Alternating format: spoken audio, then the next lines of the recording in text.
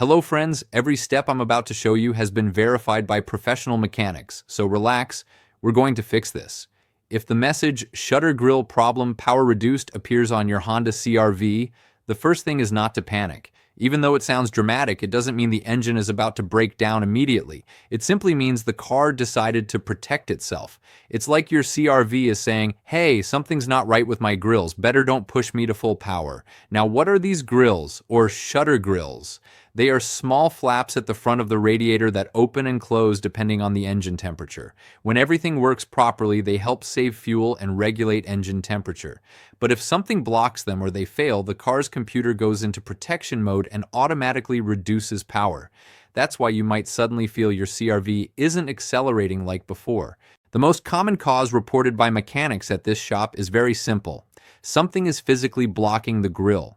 It could be stones, dirt, sticks, or even ice in winter. Many owners said the warning appeared after driving in snow or mud, and cleaning the grill area made the message disappear and power return to normal. So before panicking, check that the grills move freely and don't have debris stuck in them. If the grill is clean but the message persists, the next suspect is the electric motor that moves the flaps. This motor can fail over time, or the sensors that tell the computer the grill position may send incorrect information. When that happens, the computer interprets that something is wrong and limits engine power as a safety measure. Another important detail mentioned by mechanics is electrical or connection issues.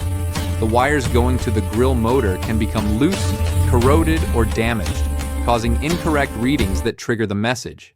In many cases, simply inspecting and reconnecting the wires solve the problem without having to replace expensive parts.